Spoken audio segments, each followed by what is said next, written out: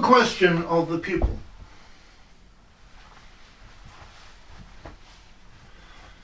You have suggested that although Gurdjieff was showing that we have an abnormal psychology, he was not actually teaching about psychology, because our abnormal psychology is a consequence of a cause. And you say that the cause of our abnormal psychology, the cause that Gurdjieff was pointing out, is that we have fallen to such a low energetic level that we are trapped in internal structures from which we cannot escape.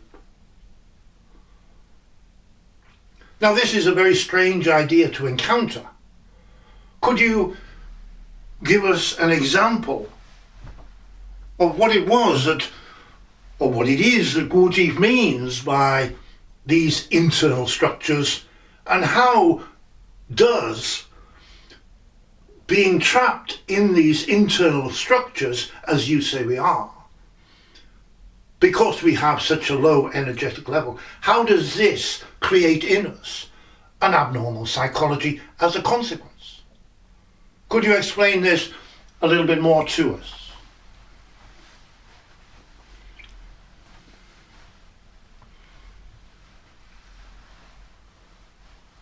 The teacher replies.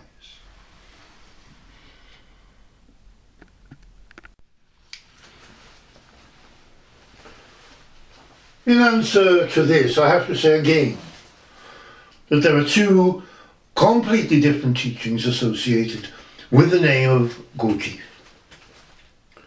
There is the traditional teaching ascribed to Gurdjieff, which all the teachers are teaching, which actually comes from Ouspensky. It is a misinterpretation, a misunderstanding of Gurdjieff's teaching. And there is also Gurdjieff's own teaching, as recorded by him in his own book, The Tales of Beelzebub, to his grandson, which is completely different. However, there is a certain amount of overlap, in a sense. Now, your question is, how is it, or rather, your question is, what structures, internal structures, are we trapped in? And by being trapped in these structures, that is, by not having the energies necessary to maintain ourselves as distinct from these structures, lead to an abnormal psychology, and how? Now, if we take the most obvious, Gurdjieff throughout his writings refers to human beings on the earth and elsewhere in the universe, if we can imagine such things. He refers to us as three-brained or three-centered beings. This is a structure. We have three centers. Now, what Gurdjieff is saying, that we have fallen into this structure. This is a structure that exists. It should exist. It's part of a normal existence that we have three centers. But the teaching that Gurdjieff is putting forward is that we have fallen into this structure and cannot maintain ourselves as distinct from this structure. It should not be this way, in the sense that there should be three centers. Now, I know that Ouspensky writes there are not three centers in the ordinary man, which is why I suggest that there are two completely different teachings. But Gurdjieff says there are three centers. But his idea, his teaching being put forward is that we have three centers, we are three-centered beings, and we cannot maintain ourselves as a fourth entity, as distinct from these three centers, because we don't have the energies to do so. So it's not a matter of psychology, it's not a matter of willpower, it's not a machismo situation, as the Gurdjieff tradition might suggest. It's simply we don't have the energies to maintain ourselves as a fourth entity, as distinct from having three centres. We've fallen into the situation where we have three centres. Now, what are the psychological consequences of this? The consequences of this psychologically are that we have an abnormal psychology. If we take the first instance, we are trapped in three centres, so we cannot observe ourselves. This is an abnormality. Now, Gurdjieff suggests self-observation as a task. We can read in the book published as Views from the Real World, attributed to Gurdjieff. I think it's New York, March 1924. Self-observation is enough in the beginning, Gurdjieff says. Do not try anything else. Self-observation is enough for several years. Do not try anything else. And Gurdjieff is explicit. The reason we are trying to observe ourselves is to come to the conclusion eventually that we cannot do it. So this is an abnormality of our psychology. Gurdjieff is not talking about simple things. He's not expressing the childlike teaching that is given in the Gurdjieff tradition. This is a complex teaching. Try to observe yourself for several years. Do not try anything else to come to the conclusion that you cannot do it. Now, why can't we observe ourselves? Why are we abnormal in the sense that we can't observe ourselves?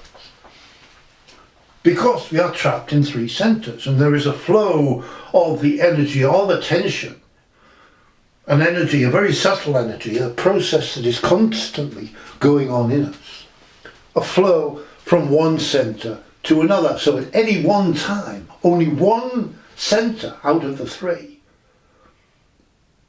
is in fact operating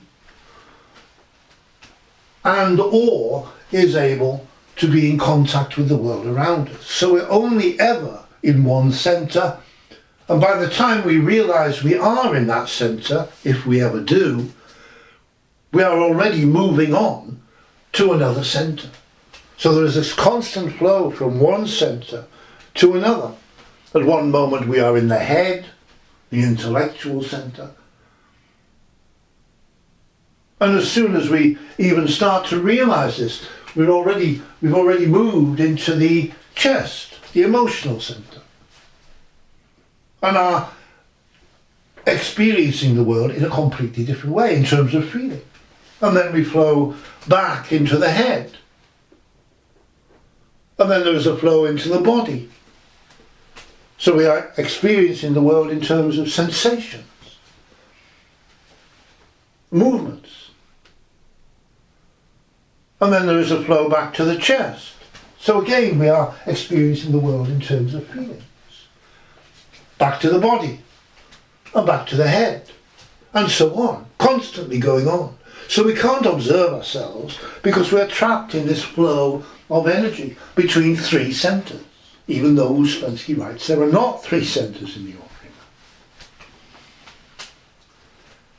So this is a structure, three centres. This is an energetic situation. We've fallen into these three centres. We can't maintain ourselves as distinct from having three centres. There should be a fourth entity, us, our individuality. But there isn't, because we don't have the energy for it. And now it's no good making, as I say, machismo efforts to pretend that we can remember ourselves, or can observe ourselves, I beg your pardon. I'll come to self-remembering in a moment. It's no good making machismo efforts to try to exist as distinct from these three centres. It's an energetic situation. Once we have the energies, we can maintain ourselves as separate and as distinct from these three centres. But until we have the energies, we can't. Now, this is an abnormality. So here we have a structure, three centres, a flow of energies between the three centres, that we are trapped in this situation. And it leads to an abnormal psychology, the psychology that we can't observe ourselves. We don't know ourselves at all. We haven't the faintest idea what we're doing, or what we do, or why. Now, within this process of self-observation, and of course it is within this process of self-observation, so again, Ouspensky has misunderstood, misinterpreted Gurdjieff. Gurdjieff says, you have missed the essential thing. You do not remember yourself. That is, we are not present in our observations, which is essentially, this is self-observation. This is what he's pointing out. We're trapped in this structure of three centres, so we don't remember ourselves. We can't remember ourselves because at any one moment we're only in one of the centres, and experiencing ourselves and the world from the viewpoint of that centre. That is, intellectually, or in terms of feeling, or in terms of sensation and movement. Well, this is only a partial, fragmented picture of ourselves. So it is an abnormality of our psychology that we cannot remember ourselves, and that we do not remember ourselves. Ouspensky, after about 2 years of attempts at self-remembering, writes this magical line: attempt at self-remembering gave no results whatsoever, except to show me that we do not do it.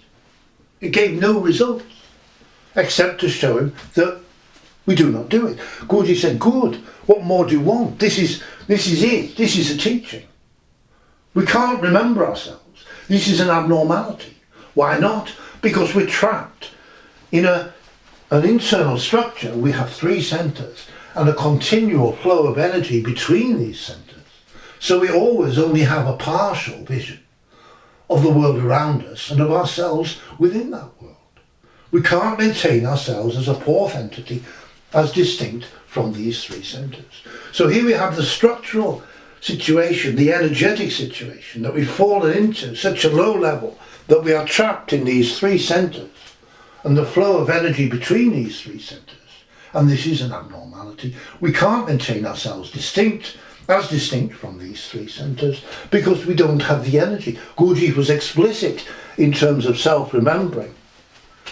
We come to the conclusion, he said, that we must remember ourselves, but, quoted by Ouspensky in Search of the Miraculous very accurately, we come to the conclusion that we must remember ourselves, but we can only remember ourselves if we have in ourselves the energies for self-remembering. That is, the energies, the subtle energies, the more subtle energies, to allow ourselves to exist, to maintain ourselves as distinct from having three centres. So that there are four entities. That is, there are three centres, the flow of energy between the three centres, but we are distinct from that and can therefore experience the world around us and can experience ourselves from all three centres, in a sense, at the same time. So we have a complete picture of the world around us and of ourselves. We can remember ourselves, but we can only remember ourselves if we have in ourselves the energies for self-remembering. So Gurdjieff's teaching is this. It's about the energies. How do we produce the energies to get out of this structural situation of being trapped in the situation of having three centres? Now, Ouspensky misunderstood and misinterpreted this completely. The Gurdjieff tradition has done. The teachers in the Gurdjieff tradition have absolutely no idea what Gurdjieff was actually teaching.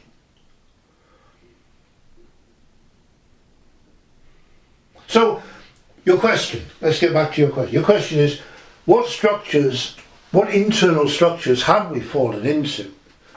And how do they lead to an abnormal psychology?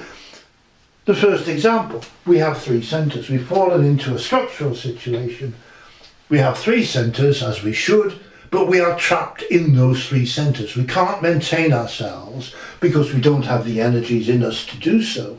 We can't maintain ourselves as distinct from those three centres.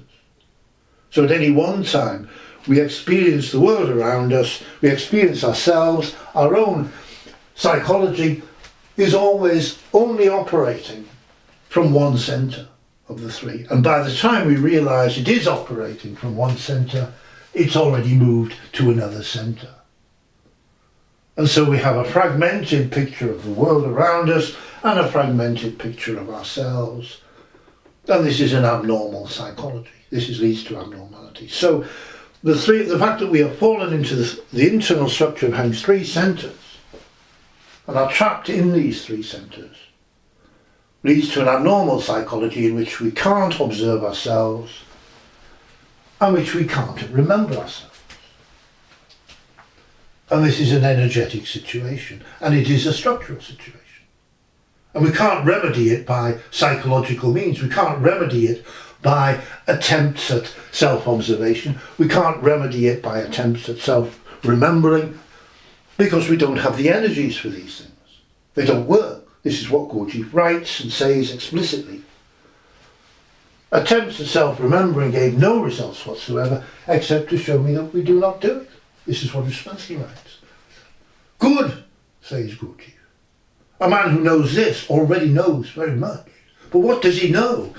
It's not that he knows Ouspensky's teaching, it's that he knows the problem. We're in a structural situation, an energetic situation, and have, in consequence, an abnormal psychology. Now, the other structural situation that is obvious from Gurdjieff's teaching comes, and we can see it in Gurdjieff's writings, the book The Tales of Beelzebub, to his grandson. Even though it's not mentioned at all in the Gurdjieff tradition, and I've never heard any Gurdjieff teacher mention this as Gurdjieff's teaching. But from the start of this book, his own book, Gurdjieff says that we have two consciousnesses having nothing in common.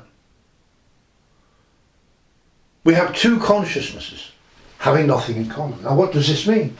It's a statement to say that we have two conscious minds having nothing in common. They're not connected.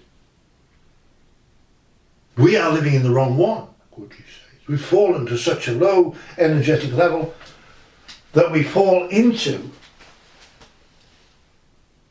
a conscious mind. We create in ourselves, in effect, a conscious mind, the abnormal external conditions of ordinary being existence established by us ourselves. We fall into a conscious mind that is a false, fictitious and unreal consciousness. And it doesn't have a true state of consciousness. It has a state of consciousness known as waking sleep. This is a structure. We have two conscious minds. Gurdjieff reiterates again and again in his book, The Tales of Beelzebub, to his grandson. We have two consciousnesses, two conscious minds having nothing in common. We are living in the wrong one. So again, it's a structural situation.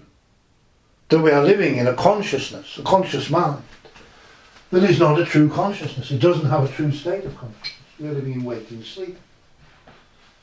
We are not living in the state that we should be in, consciousness of self, which is the state of consciousness of our subconscious mind, which should be, Gurdjieff says, our true consciousness. And this is an energetic situation. We're living this way because we don't have the energies in ourselves for our true conscious mind to manifest. So again, it's a structural situation, two consciousnesses, two conscious minds having nothing in common. We are living in the wrong one. And it leads to an abnormal psychology. We are living in a false, fictitious and unreal conscious mind that is not really conscious, but lives in a state of waking sleep. It's an abnormality. And again, I stress that Gurdjieff's teaching is not a simple teaching. It's not the simple teaching of the Gurdjieff tradition. This is a very clever teaching, very difficult to understand. So perhaps your question, if we go back to your question, because I've talked a bit there, you've asked me what structural situations are we in? Can I give examples of structural situations that we are in that lead to an abnormal psychology and which we can't get out of by psychological means? We've got to get out of them by energetic means. So one is, we are three-centered or three-brained beings. We are trapped in that situation and it leads to an abnormal psychology. We can't observe ourselves and we can't remember ourselves. So these are two abnormalities of our psychology as a result of this structural situation, being trapped in three centers. And another example, completely different, from Gurdjieff's own writings, but not from the Gurdjieff tradition, because Ouspensky does not mention this once anywhere, nor do any of the Gurdjieff teachers that I have encountered. That we have two consciousnesses, two conscious minds having nothing in common, we are living in the wrong one. And this leads to the fact that, of course, we don't have consciousness of self. And this is an abnormality of our psychology. We don't have consciousness of self. We live in a state of waking sleep as a result of a structural situation which in turn we are trapped in and have fallen into because of an energetic situation. What is the solution? Gurdjieff is explicit in terms of self-remembering.